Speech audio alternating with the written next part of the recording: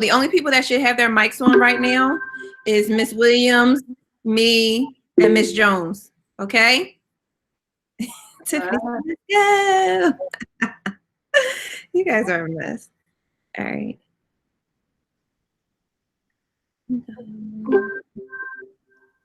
Okay, everybody should see our meditation video on the screen. So, we're going to get started. So what I want everybody to do is listen to the music, try to relax your mind, try to relax your brain, and we're going to take a deep breath in. And exhale.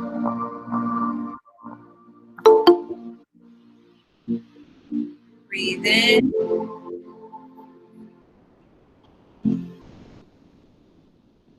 And exhale. Breathe in.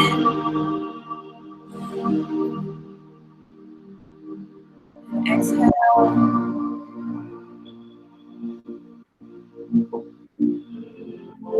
Breathe in. And exhale.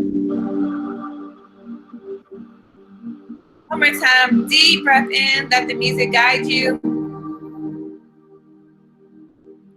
And exhale.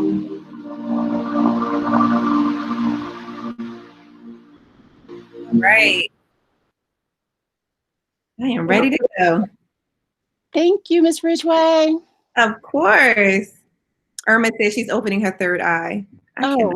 Super. Keep that open. All right. I'm on mute right now. Okay. All right. So good morning, everyone. I am super, super excited to introduce Ms. Jones to you all.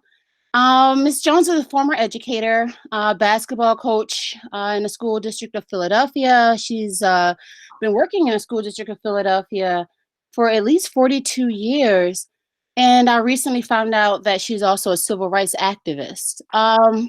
We met almost a decade ago at a basketball coaches meeting. I sat down next to her, not knowing who she was, and she just began talking to me. She told me to look around, and she asked me, what's wrong with this picture? And I looked around, and I was not exactly sure what she was referring to, but what she told me, or, what she educated me on, or made me aware of, is that here we are sitting at a coaches meeting for girls varsity basketball, and there were only a handful of women.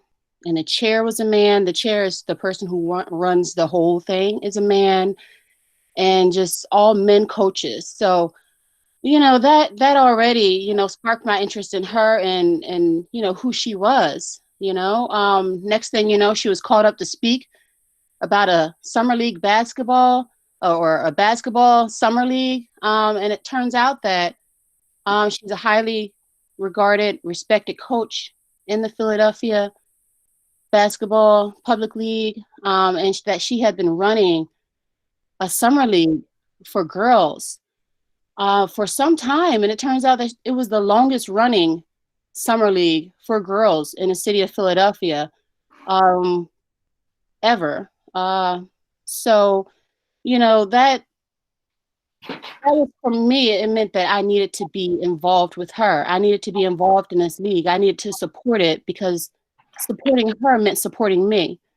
I learned who she was, also more importantly in terms of coaching in Philadelphia, by the impact that she had on the girls, that she was involved with. She sent more than 300 girls to college with athletic scholarships. They've gone on to become lawyers, doctors, bank managers, and coaches. More so over time, I learned who she was and how she had fought for girls in Philadelphia. All girls fighting for Title IX in Philadelphia. If you don't know what Title IX is the 1972 federal provision that require equity in girls and boys sports. Equity problems have persisted throughout the United States, especially in Philadelphia and in our district, over the years. In 1979, Ms. Jones filed a lawsuit against the district because the city did not have a title game for girls basketball. So Title IX is a federal provision that means that everything that the boys get, the girls are supposed to get too. And that's not what always happens. And that's what Ms. Jones has spent her life in Philadelphia fighting for, and just fighting for girls, and advocating for girls and students, you know, all students, but that's who Ms. Jones is.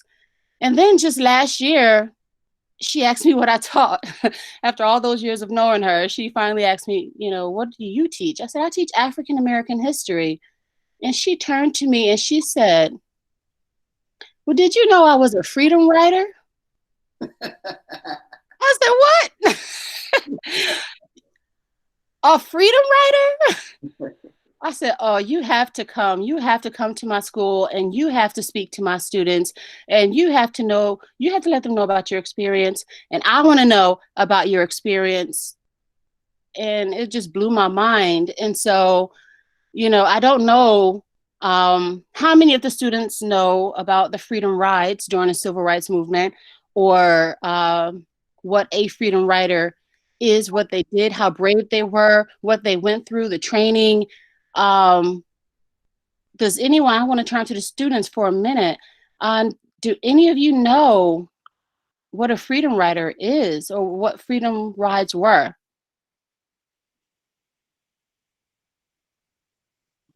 So Jalen has his hand up. I don't know if he wants to share relatively, or he just has his hand up. Jalen? Do you have a mic, or do you want to type in?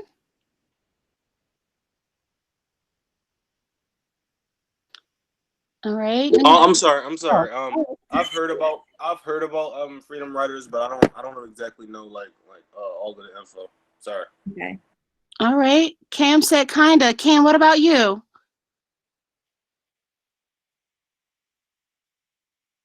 And we haven't learned this yet, FYI. So huh? I was just saying we haven't learned this yet, FYI. No, so, I haven't taught my class. We didn't get there. Yeah, so don't feel bad if you guys don't know. They're very different from the freedom writers that movie.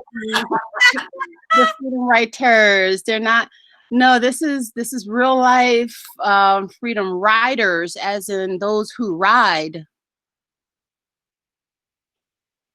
Melina got it. All right, Melina. Yes, it does have something to do with bus trips. Okay, well, I guess I'll just get on to it then. All right, so the Freedom Riders were comprised of more than 400 volunteers who traveled throughout the South on regularly scheduled buses for 7 months. This is in 1961 to around, well, yeah, in 1961. And what they were doing is they were testing a 1960 Supreme Court decision that declared segregated facilities for interstate passengers was illegal. Most of the freedom riders were between the ages of 18 and 30 years old, so they're young, college students, a lot of them. About 50% were Black people, but the rest were made up of mostly white people and a few Latinos and Asians as well. 1/4 of the freedom riders were women, so it's not often that you'll meet a woman freedom rider. There's only 400 or so, and only 1/4 are women. Most of the riders were college students. Many were clergymen, divinity students, or had some type of religious affiliation. A number were from the NAACP. Some were active in civil rights groups like the Congress of Racial Equality, which is CORE. SNCC. Yeah. Yeah, SNCC. And they were founded, the Freedom Rides were founded in 1942 on Mahatma Gandhi's principle of nonviolent protests. And the goal of the rides was, as CORE director James Farmer said, as he launched the campaign, was to create a crisis so that the federal government would be compelled to enforce the law. Yes. And one thing that you guys should definitely know about too, and we'll learn about that, but Diane Nash, who was a really, like, I don't even know how to describe the type of woman she is without using some words that we can't use, but she was dope. And she was one of the women that once what happened with which I don't want to get too into it because Ms. Jones probably is going to talk more about it. But once the first wave came down and something happened to them, everyone was like, well, let's end these things. And Diane was like, who? Nah, we're going to keep going. And she continued to organize, even though she knew that her life was at risk. So a lot of time women don't get their flowers in terms of their leadership in the movement. So yeah, be quiet. Well, I'm going to say one more thing, and I'm going to let Ms. Jones go. And so, speaking of the risk, many freedom riders were jailed and kept in sweltering prisons in the South that had mice and insects and nasty mattresses and open toilets, and they were dehumanized. They were victimized, or I don't say victimized, they were dehumanized and beaten and otherwise abused, slapped, but that was the whole point. That's what they wanted to do, to make them stop, and they would not. And so, though the freedom rides did, demonstrate that the Southern states were ignoring the U.S. Supreme Court's mandate to desegregate bus terminals, it took a petition from U.S. Attorney General Robert Kennedy to issue fines that would eventually segregate the bus facilities. Ms. Jones? Yes. Can you introduce yourself and let us know about your experience, how you got involved in the Freedom Rides and what that was like and some of the experiences that you had? Well, good morning, everyone. I'm really delighted to be able to speak to so many of you. I tried to do this in the school district of Philadelphia. My granddaughter goes to a public school, and she was taking African American history. And I happened to tell her teacher at the time, I said, I would love to come and talk to your class. I said, when they get to the part on civil rights, I said, because one of the things that I found interesting is that when you can talk to somebody who did something way back, because we can't talk to Lincoln and all those other people. I said, but when you talk to somebody who's actually been there, I think it makes it a little more exciting, and it makes it, it comes alive with them, and it sort of sticks with them. However, that did not happen for whatever reason. The lady did not ask me to come in to speak to the class, but when I saw Miss Williams and I asked her, what did she teach? I was like, just threw myself at her feet and said, oh, please let me come to your class. Please let me talk to them. Because I tell my children to please tell my grandchildren what I went through and what I did. I got into the civil rights thing sort of accidentally. I am a proud graduate of Morgan State University, which is 99 miles down the road on 95 from Philadelphia in Baltimore. And I was happy to go there. I got a full scholarship. I was a smart kid. So, and the school district used to honor smart kids because they used to give them a scholarship to go to college. However, I got down to Baltimore, and my roommate, and I could drop some names that some of you may know some of the names. But anyhow, I got to Baltimore, and we decided that my roommate and I decided we were going up to the shopping center that was across the street from the school and buy some things and, just hang around, see what was going on. And while we were there, we noticed there was a movie theater there. And there was a movie then. I really like to go to movies. I'm a Tuesday afternoon movie person. And so I went up to my roommate sort of held me back. She said, I don't know if we should go and ask them. My roommate knew the lay of the land. She was from Petersburg, Virginia. And I went up to the cashier and I said, okay, now how much are the tickets? And the lady said to me, very frank and unapologetic, we don't serve your kind. Well, it took a few minutes for me to understand. I said, what did you say? She said, we don't serve your kind. I turned around, I said, well, what kind is that? You know, I'm from Philly, okay? I shop at John Wanamaker's. I shop wherever I wanted to go. And you want to tell me I can't get a movie ticket? So my roommate said, come on, let's go. They're not going to sell you a ticket. I went back to school and I went to the student government office and said, I want to see the president of the student government. I said, look, this is what happened to me. And he said, we are well aware of it. We've been fighting this for the last 15 years. He said, and we're not going to stop. So I found out they did not stop. They would sit in, they would march, and they would do a number of things. And of course, I joined the sorority. And one night, the president of the sorority said, we're not going to have a meeting tonight. We're going up to Northwood and we're going to picket tonight. So I said, okay. My roommate's mother said, now, don't y'all get yourselves in jail. She said, because, you know, I don't have any money to get you out of jail. So I said, oh, no, we're not going to go to jail. We're just going to picket. We're going to march around with our signs and we're going to sing "Oh Freedom." And then we're going to come back and go to class the next day. That's what was happening for almost 2 months. So this one particular day, I got my books together, my roommate, and we go up there and we had been trained. You know, we didn't go into this nilly-willy. You know, it wasn't just run out there and do this. We were trained. We were trained to keep our mouths closed. We were trained to lock elbows. We were trained how to stay close to each other. And when we were lifted or pulled apart, we did not resist. Because if we did, we were quite sure somebody would get hurt. So I went to jail that night, and we were in there.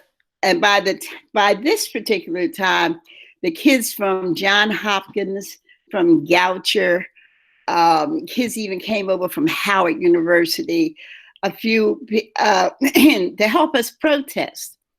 And the next morning, we went to our hearing in the morning. We were piled in jail. We had about 10 people to a jail. So we either, you know, some were lucky enough to be on a cot. The rest of us just sat in between each other and rested on each other's shoulder to sleep because it was so crowded in there. So we went to court the next morning. We thought we'd be out in time for our 9 o'clock class. And what happened is that this particular morning, the judge says, oh, and excuse me, but this is what he said, and I'm quoting the judge. He said, I'm sick and tired of you niggas. And he said, I'm going to fine each one of you $500 for disturbing the peace and $100 for trespassing, which meant there's $600 a piece on 800 people. So CORE, which was organized our sit-in, told us, hold on, keep the faith, that they would be back. They had to round up this money so we could get out of jail. And they took us to lunch, and I said to my roommate, I said, this is the last lunch that we're going to have that's decent. And we had hamburger, French fries, and a Coke. And we were so right. And the next thing we knew, we were in these big, big truck things that had bars on them. And we went rolling through the streets of Baltimore. And the next thing we know, we heard clanging doors. And when we got out of these trucks, we realized we were in the Baltimore City jail. And we stayed there for 5 days. And at the end of 5 days, more and more kids were coming in from various colleges within the area. until the point that it couldn't hold anymore. And they had to leave the cells open because of it was danger of overcrowding. And we were in there with criminals, but with people who had committed, some atrocities. But we had one lady in there who just prayed for us every night. She said, I'm in here because I cut my husband's throat and I loved him. So y'all, I'll pray for y'all. And she did that. So finally, at the end of 5.5 days, they told us that we could gather our things together and we could go back.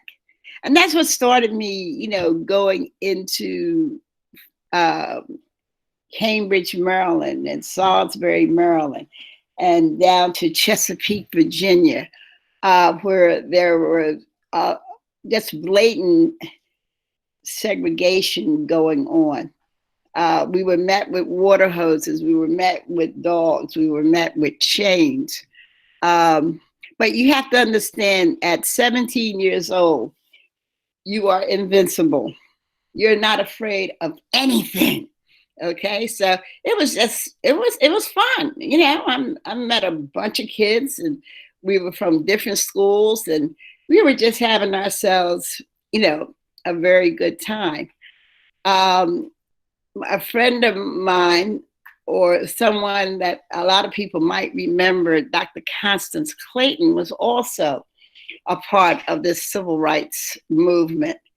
And she and a few other people were registering people to vote in a place called Philadelphia, Mississippi. And my mother told me, no, you can't do this. You just can't get in trouble. I don't have the kind of money to just, have you in and out of jail all the time. So I said, oh, no, I'm not going to go to jail. And so I traveled to Philadelphia, Mississippi. I met the 3 young men, Schwerner or us, because they were part of the organizing group. And once again, we were trained how to take people to register to vote.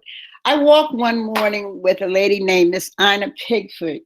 I walked with her for 2 miles for her to go to the courthouse because she couldn't read or write and put an X on a piece of paper.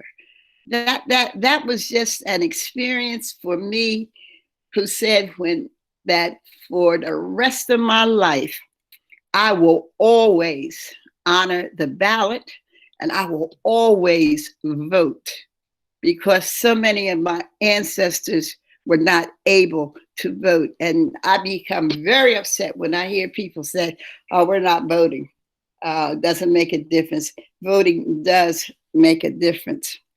So it just continued on to do these things. I was able to, I got on the bus when they said there was a march on Washington, and my friends all said, are you going to Washington? Yes, we're going. You have to understand that between 17 and 21, you're carefree. You don't have any bills. You don't have a lot of overhead. We didn't even have cell phones. So, we didn't even have no telephone bill. And so I took a bus and we went down to Washington, and we got off a little before we got to the reflecting pool. And we were marching and singing, oh, freedom over me. And it was a fun time. As I told one of my principals, he was at Woodstock while I was in Washington marching. And we laughed about that because there were 2 different lifestyles. I remember sitting with my feet dangling in the water as Martin Luther King was giving his speech. None of us had any idea of the impact that march had and what that march means to so many of us today. I had the opportunity to take my granddaughter and walk the same area to the reflecting pool when we celebrated 50 years of the March on Washington. And it's just something that just has stuck with me. I always felt that it's very important. It's very important that you continue we have to continue in the struggle. We have to continue to fight.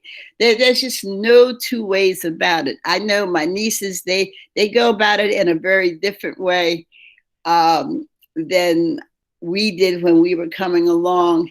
But the struggle is still there. When I came home after I graduated from Morgan, it didn't stop there, because then we had to fight with Girard College. And some of you need to see the history of Girard, how Girard College came into being, how Stephen Girard stole money from Mr. Toussaint to open up a school that only included white orphan boys. And so now we're fighting so that anybody can go to Girard College, because it's public money. It's not just money from certain people.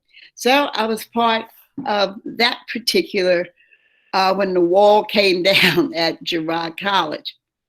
But it has just been something wherever one of the things that Martin Luther King said, if there's injustice anywhere, it's everywhere. And sometimes you just have to stop and say to yourself, do I want to be part of something, or will I just let the status quo go and let folks continue to do whatever it is they want to do? So I suppose it's sort of, in my blood that I'm just such an activist. When I get into the school district of Philadelphia, I became a coach. My real goal was to become the best track coach that I could be in Philadelphia. However, that sort of got sidetracked, and I got interested in basketball.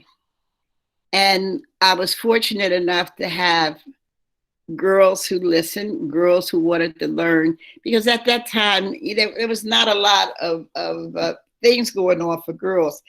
Back in 1966, coaches like Miss Williams and myself, we never got paid to coach girls. The men got paid, but the women never got paid. We did it because we loved the game. That's what they told us. And so finally, as the girls became better and they wanted to learn more, the teams became better. However, my team became one of the top teams, not only here in Philly, but in the Eastern region. And one of the girls said to me, who's a lawyer today, she's the city solicitor for Atlantic City, she said, "How come we can't play in the championship game?" And she was in 9th grade at the time. And I said, "I don't know." I said, "But I will certainly try to find an answer for you." And I went to my meetings and asked about it, and they said no. And the following year did the same thing. So finally, one year, I decided, oh, this isn't right. So I took my little happy hips and marched across the street to 36th and Market.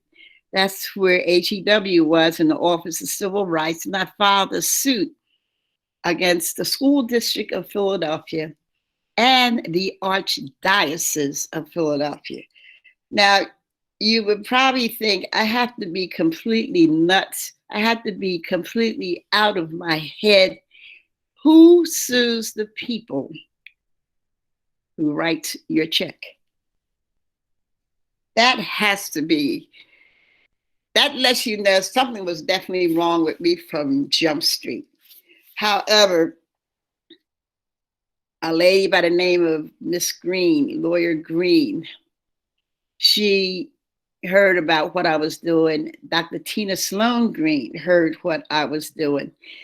And the law school at Temple University took up my cause also. And the Professor Green, she took my case pro bono because she felt it was very, very important. Well, we went to court. The school district said that, okay, yeah, we'll let the girls play. The archdiocese says, no, we're going to take our marbles and go home. And that ended right then and there. So for the next 39 years, there was no Catholic League, public league championship for anybody, including the boys, in any sport. And it did not resume until 39 years later when the archdiocese decided that they had to join PIAA.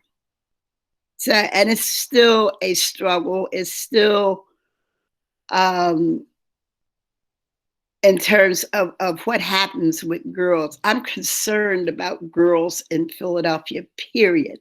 Sometimes I feel that the girls in Philadelphia are shortchanged in everything that goes on in this city. It just doesn't seem to be any equity or fairness for the young ladies, regardless whether they're athletes or whether they're just plain academic students, that the opportunities that are not there as it is for the boys. And sometimes our boys get pushed. I look at the disparity of young ladies, particularly African-American young ladies, who seem to always stay in trouble. And I don't believe that's something that just happens because they're bad kids. No, I believe it's because they're Black women. And it's going to take a lot to convince me otherwise. But I think that when it comes to Black women, we're not even at the totem pole. We're not at the bottom of we don't even have the pole. And I think it's important that we stay vigilant as to what is going to go on. If we look at the discipline record of particularly Black girls, but the record of even our young Black men, by the time a young boy gets to be in 3rd or 4th grade, they already figured out that how many of them are already going to go to prison, And I'm just hoping that one day that as a race, as African Americans, that we let folks know, because we're going to stand strong and tell them, without us, you cannot exist.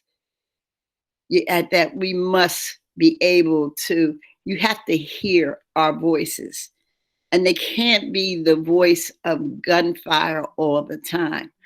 I know that I was saying the other day where the little 4-year-old got shot and killed, that the gun violence still continues even in the face of this virus that we are facing. And hopefully something will come out of this. I know that I'm a woman of faith, and I always believe that whatever the situation, whether the situation is good, whether the situation is bad, something good has to come out, because that's the way the earth is.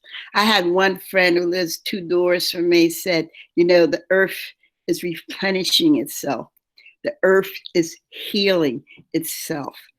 And she was saying that, things are going to get better. Right now, all we see is the clouds. But as the Bible says, weeping may endure for a night, but joy will come in the morning. And I have to believe that. And I hope that as young people, that my story, the fact that I met so many people during this civil rights movement and things that went on, will just be enriching, that I can tell my story, that my friends and we can tell our story to other people, to let them know some of the things that we had to endure. One of the things I'm very proud of, and this is the last thing I'm going to say, is I probably dominated too much of your time as it is. I told you I went to Morgan State University. as I always say, a place to be somebody.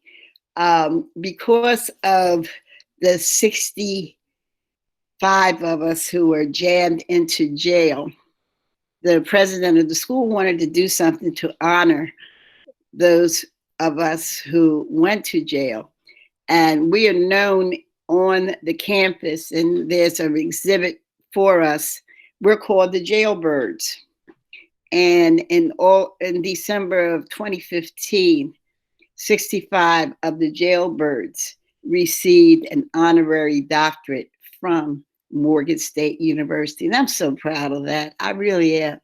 So, but if there's anything that I can do to help either one of you or any of the students, I'll be so happy to do that. I'll be so happy to talk with you.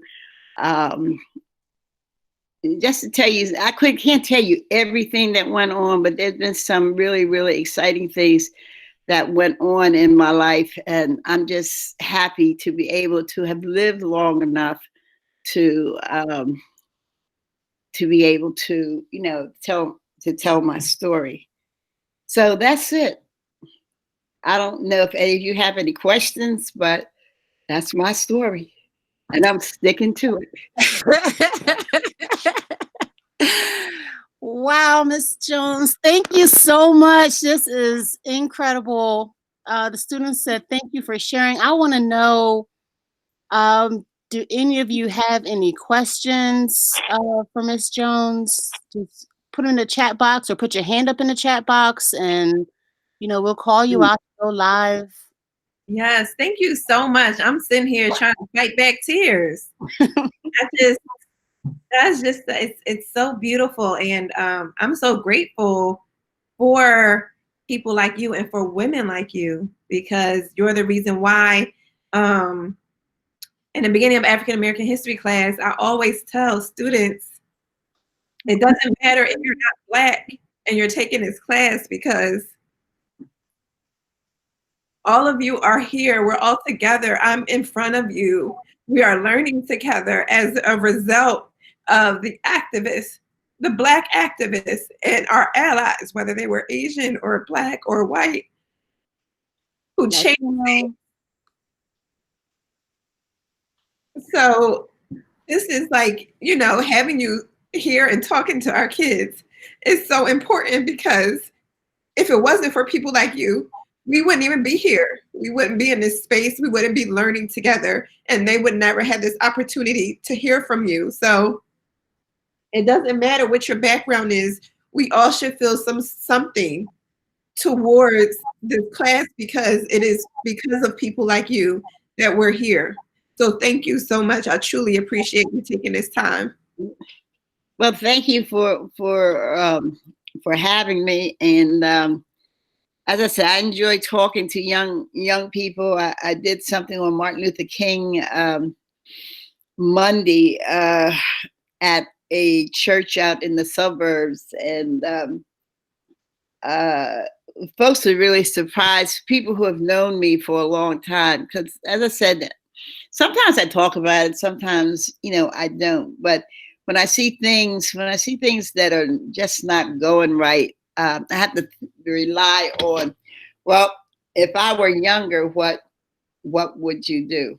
So, but I still think it's important to let your voice be heard. Absolutely. We did have a question in the chat box, and let me see if I can scroll up and find it. Rose said, how do you feel looking back on being so integral to such a historical period in time? How does that make you feel? As I said before, it's a great feeling, because at the time, you have to understand, back there in 1966, I was still, I was under 21. We had no idea how important what we were doing was going to resonate to this day, to this time, to this period, that people can still talk about it. We've had some civil rights icons that have passed on, like John Lewis and some other folks that we met, and we shook their heads and said, "Hey, how you doing? What's going on?" I had no idea as to how important they were and the things that they contributed. We just thought we were, you know, at 18, 19, 20 years old, you know, it was a good time. That's what we were having. We thought we were having a good time. We had our civil rights uniform, which was cut off bib jeans and plaid shirts. Those were the civil rights. That was our uniform. And I did not know that. yes. Wow, Oh really? my goodness. You know, I look at those pictures and I see that. Oh, you see Wow. it? So that was like That's our uniform. Yeah. What? Oh my goodness. oh. Wow. So Yeah. Ms. Jones, can you tell us about the training? Did you endure any training? Oh yeah. As I said, we had to. It wasn't, as I said, it wasn't nilly-willy. We didn't just go in there and talk about, oh, well, we're going to march, we're going to picket, and that type of thing. And we had seen the young people. I was in high school, I believe, when I saw the kids at North Carolina A&T sitting in at Woolworths. And my mother showed that to me because there were Woolworths right down the street from me, and I could eat at the counter in Woolworths, not knowing that when I went to Baltimore, they had places called the White Coffee Pot, and that's exactly what they meant. We could not eat in the White Coffee Pot. One of the things, and this is a commercial, I guess you could say, is that I don't shop at Macy's. Macy's used to be part, and I guess, you know, sometimes they say, you know, you let bygones be bygones, but sometimes you just can't forget these things. Mm-hmm. But Macy's used to be part of the Heck Company. And when I was in Baltimore and I was president of the Women's Dormitory Council and student government, they gave you a stipend for clothing because you had to represent Morgan at various meetings and things. So they want to make sure you were dressed properly for those meetings. Well, you had to go into the Heck Company and buy clothes off the rack. You could not try them on. We could not try on shoes. We could not try on any type of clothing at the Heck Company. So Heck Company is part of Macy's. So therefore, I do very little shopping or none at all at Macy's because of that. I did not know that either. Ms. Wood said you could sit at the counter in most Woolworths except Northeast on a boulevard. Oh, okay. That, you know, that's another thing, like for my Northeast kids, I don't think you guys know how much the city has changed. Northeast was not, it was not a neighborhood for people of color. It was not a neighborhood for Black people, for Asian people.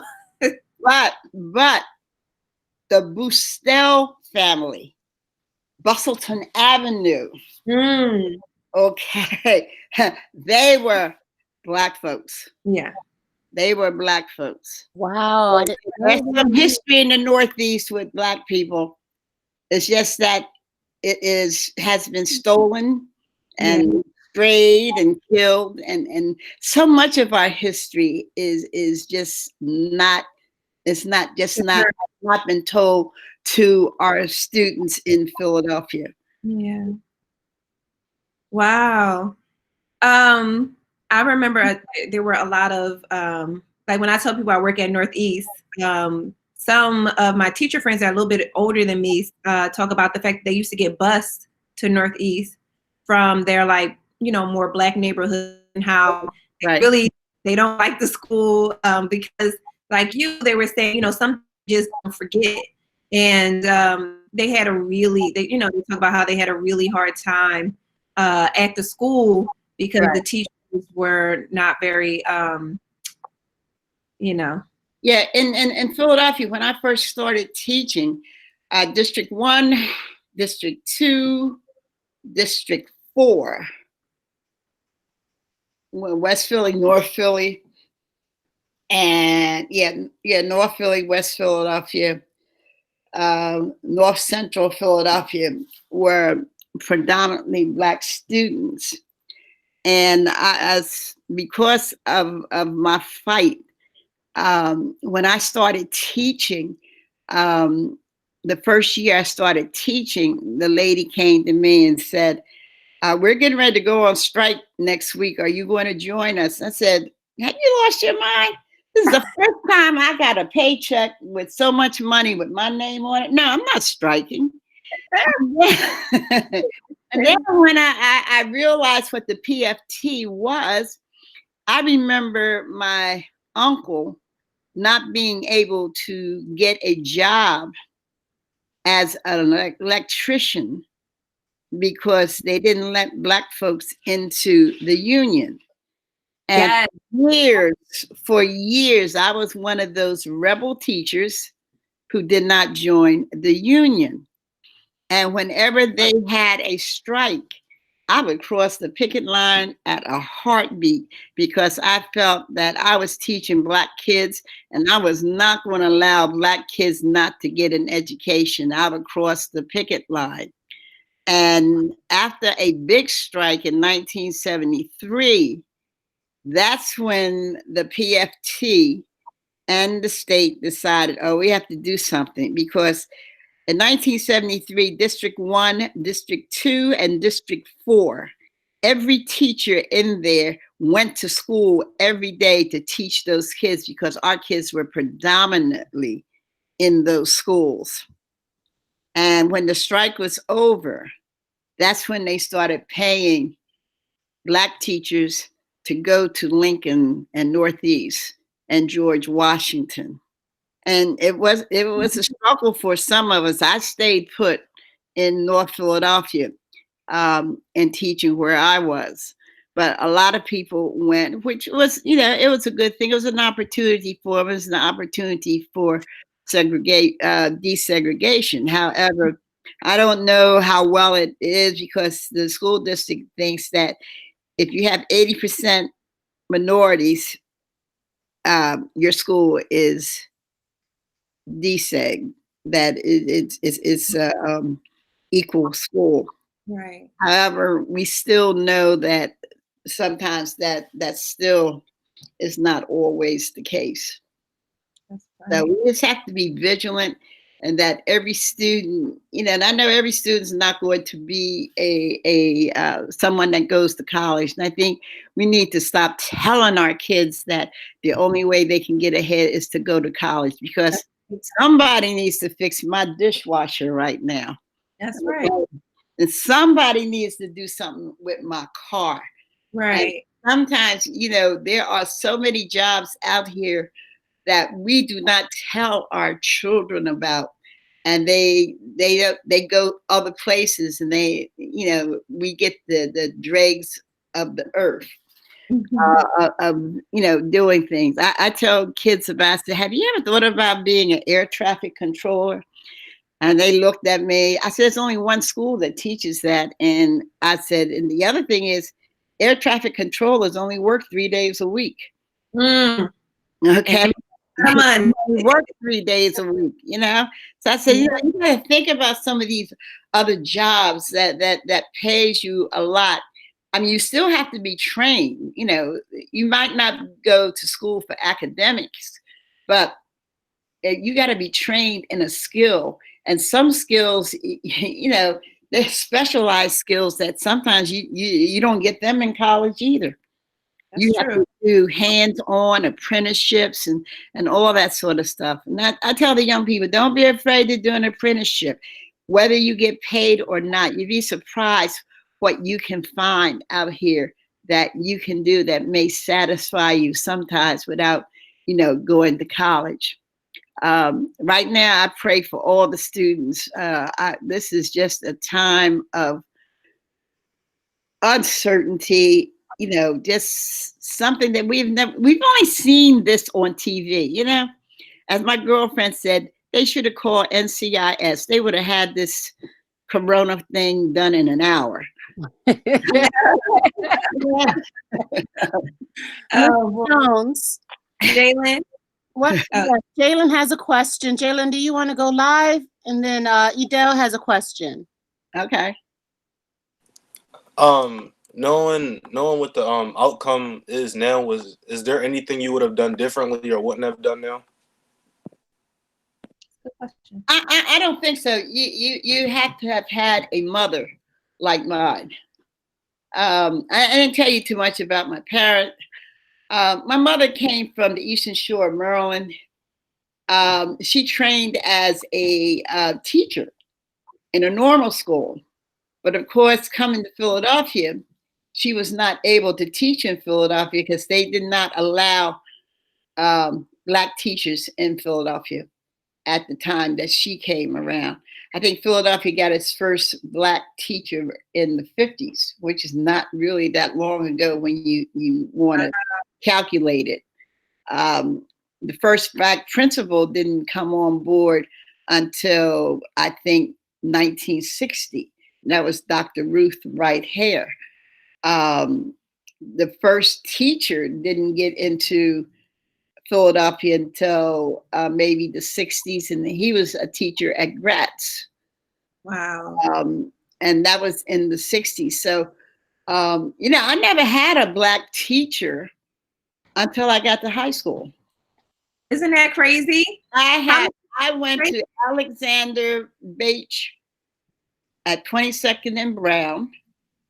From there, I went to Roosevelt Junior High, which was the most horrendous experience I ever had in my life.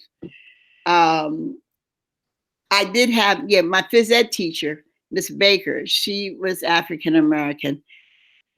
And then I had the world affairs teacher. He was African American. But I didn't have too many African American teachers until I got to high school. But the thing is that I have to say that from elementary school and junior high school, the teachers that I had, to me, they pushed you as a student, whether you were Black, white. I mean, Lola Falana was 3 years ahead of me at Roosevelt, 2 years ahead of me at Roosevelt. And I think we all felt that the teachers there, gave us the best that they could be because they were teachers and they were teaching children, not a race. And I think that that's so important for teachers to look at kids and teach children, regardless of the color of their skin or their ethnic background or what have you. I just enjoy teaching kids. I enjoy being around all of them because they have so much to contribute, even the haves and the have-nots. Well, this is what our school district has become, the haves and the have-nots. I look at the centrals and I just think that, there should be a central in almost every section of the city, but, we don't have that. My favorite school, and I'm not saying this because it is, my favorite school in this city is Northeast High School, because I felt from the time I was visiting there and over the years, I see Northeast High School as America's school because they had so much diversity there. And they didn't seem to have the same type of problems. I don't know, I didn't teach there or anything, but it just seems that they were always on an even keel and all the kids were happy at Northeast High School, whether they were going to college or whether they were doing their aerospace thing or whatever. I just wish all schools, could be like that and have everything that they need. Right now, I do a lot of volunteer work.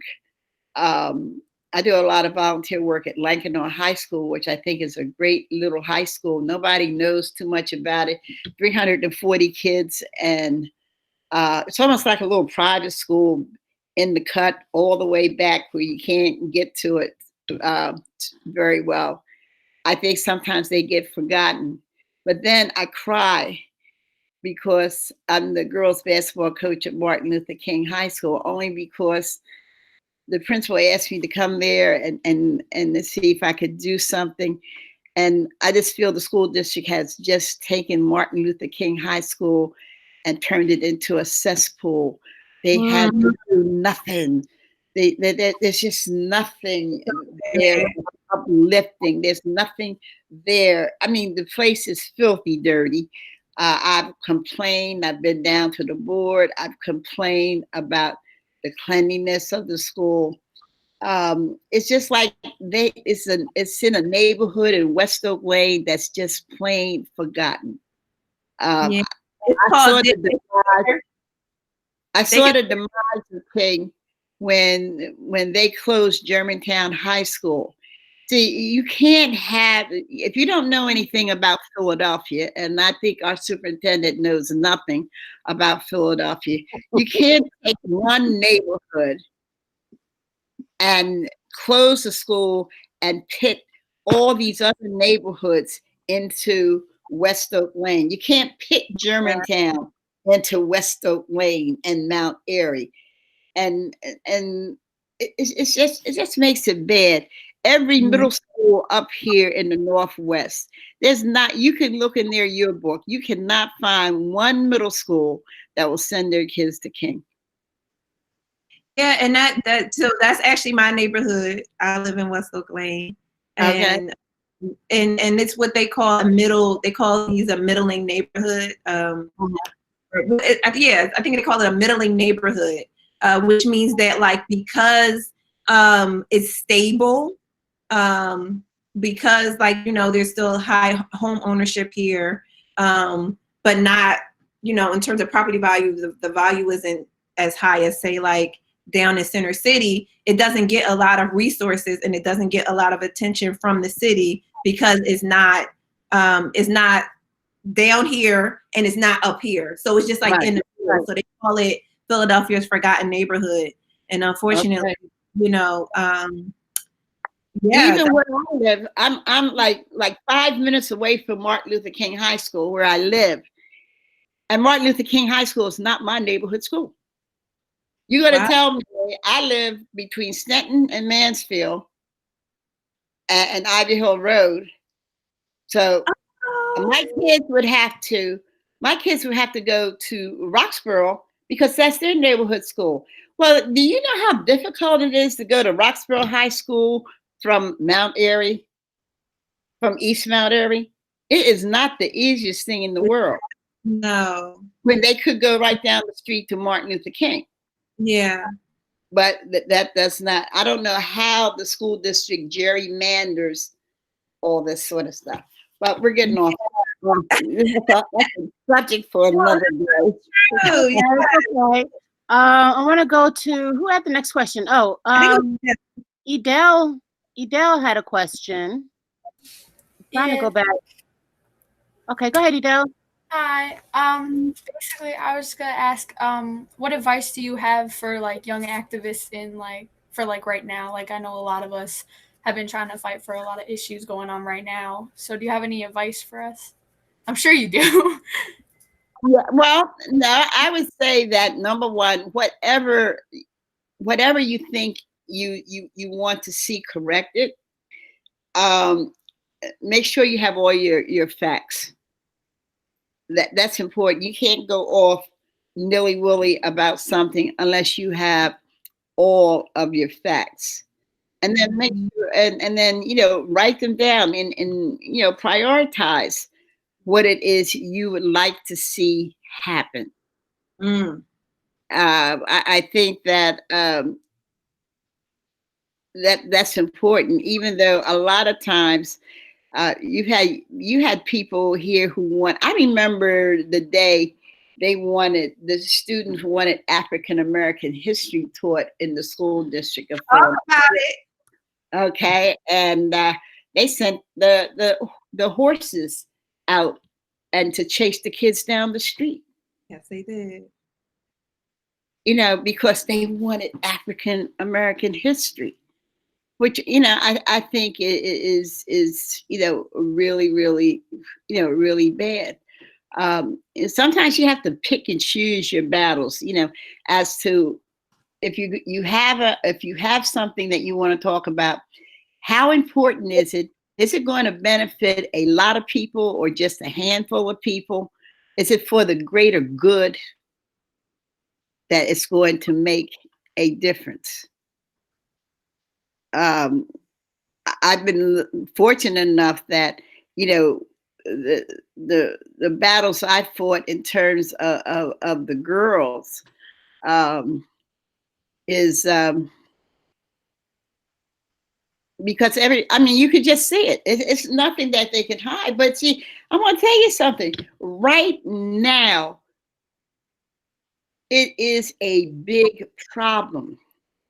Right now, you have someone sitting in the office of athletics who has never even been in a school where there were girls. He was a teacher at an all-male school. He was an athletic director at an all-male school. So what is he doing now? He's supposed to be taking care of everybody here in Philadelphia. But that doesn't happen. Some schools have Central. When I was the athletic director at at University City High School, and they would say something about different things that they needed to do with athletics. And they didn't want to cross me up because they didn't want me to sue again. Mm-hmm. And they would look at me and they said, well, Lurline, is that okay? And I said, well, does Central have it? Central have that, because I knew Dr. Pavel. Dr. Pavel used to be my vice principal. And I said, I know that Dr. Pavel wanted everything best for Central High School. And I said, does Central have such and such a thing? They said, yeah. I said, well, if Central has it, I want it too. And that's Central had it, I want it too. If Central Girls had and some of the other elite schools have, I want it too. I want that opportunity. I want the opportunity because I know Central teaches 2 or 3 languages, right? More than, well, whatever. But most of the schools only teach Spanish, which is okay. I mean, I don't have a problem with that, but I think our kids need to have a choice sometimes. Absolutely. They need to have a choice. So the same thing with I'll probably talk with Liz later on about African American history, but sometimes I have a problem. You know, well, I got in trouble with the teacher because she mentioned that she was going to teach the students about the African American experience, and I challenged her. I said, you can tell them about it, or you can talk about what you've read, but I don't believe you've ever walked in my shoes. Yeah. Yeah. So, and I think it's that, you know, that's very important. Yeah. And so I don't have a problem. And, you know, teach about the fact, I mean, you know, so many of our kids, at University City, we were fortunate because we had the boat people. We had the people coming from Laos and Vietnam. And we were able to one day do fish bowls where the kids would tell us how they stood on the shores as they saw their villages just on fire, and their parents put them in boats to send them off to freedom. We didn't understand, you know, where all these boat people were coming from, but you got to hear their stories. We didn't understand when the little girl from Liberia started crying in the middle of class and talked about, I don't think I ever see my parents again because the last time I saw them, the village was on fire. Mm-hmm. And, you know, all of us have a story. All of us have a story. Absolutely. You know, regardless of what it is. I don't know who died and left who in charge, but we all have a story, and we all have to fight for, whatever it is that's going on. We're being challenged now to the nth degree um, with what's going on in Washington. I thought at my age, I've seen just about everything. I do believe that people are not born bad. I believe that experiences changes them, but I think there's always good in everybody. And it's sometimes to really believe that there are people who just don't have empathy, who just don't care about people. Even if we didn't vote for certain people to be president, we were always honored and happy to say, well, that's President so-and-so. But it's hard to say that right now because we have somebody who has no empathy for people at all. Telling people, open up, go get your nails done, and Lord knows I need everything done, nails, hair. Yeah. But, I'm going to follow the distance thing. And I just hope and pray that our young people can get through this and still come out on the other side as good as new. Yeah. Thank you so much, Ms. Jones. We really do appreciate you taking out this time and talking to our young people. And Jalen, yes, she is allowed to have a political opinion. She's not a teacher. She is, and I wouldn't even say that what she just said is political. I think that's humanity and that's human rights. And so, it has nothing to do with Republican or Democrat, those things, and it has to do with empathy and humanity. And so, and that is what drives, if you're an activist and you're fighting for people's rights, that is what is driving, that is at the core of who you are, is empathy and humanity. And I don't like to call it civil rights. I like to call it human rights, because the things that we're fighting for is basic human rights, and everybody should have access to that. Absolutely. Absolutely. Thank you so much, Ms. Jones. I don't know if any of the students have any more questions. I just want to point out that the class, we are now at 12:10, and a minute ago, we still had 80 students in here. Yeah. Great. Oh, Jalen, tell us, oh no, they're trying to close it out. So first of all, we want to thank you, Dr. Jones, for being here. But I also want to shout out the kids. Thank you guys. We said 75 kids in here right now. You guys are the real MVP, because you guys do not have to be here, but you are here and you are rocking and rolling and taking in and soaking in all this knowledge. So thank you guys so much. Yeah, I want to thank you and Ms. Williams for doing this, being innovative and just doing this class. Because sometimes sitting there trying to do work on your own is not the easiest thing in the world. No. Particularly during this particular time when you're so used to being, around friends. And I just pray that all of you, will get through this, stay in touch, stay safe. And it's Amen. just stay safe so that we can hurry up and get back to what we're used to doing. Yes. Well, Yeah, I'm ready to coach basketball. So Yes. what did you say about basketball, Ms. Jones? I said I'm ready to coach basketball. No. Right. No, I'm ready too. Miss everyone. So Ms. I'm going to get your information from Ms. Williams, because I really want to bring you into my classroom when we're actually back in the classroom next year. All right, Jim. So. Well, I CC'd you on the email to her yesterday, so you already have her email. Awesome. Okay. Yep, and I can give you her phone number as well. Thank you. Oh And my I God. know it's not to leave, but I'm in the phone book too. I know folks don't understand that, but I'm in the phone book. I did not know they still made phone books. Yes, Yeah, they do. they have them online too. Oh my gosh. Oh my gosh. All right. So yeah, we have to close things out, you guys. It's lunchtime. I know y'all need to get something to eat.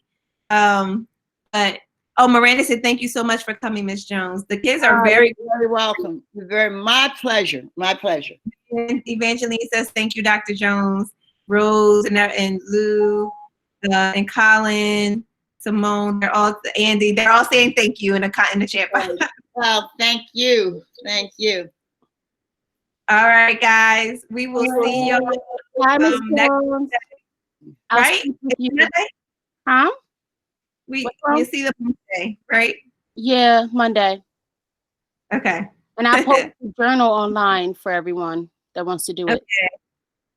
Oh, okay. The kids are gonna do the journal. A reflective journal. Yeah. I can send you information if you want it. Yeah, send it to me. Okay. Oh, bye, Muhammad. Bye, Irma. Bye, Tiff and Aileen and Rukaya. See you guys on Monday. That was incredible. I'll talk to you because Miss Ridgway. Yes. It's okay. You can come by. All right, guys. Bye, Miss Ridgway. Bye, Sam's from Liberia, Miss Jones. It's so funny that you mentioned. Sam, I have a student that's from Liberia.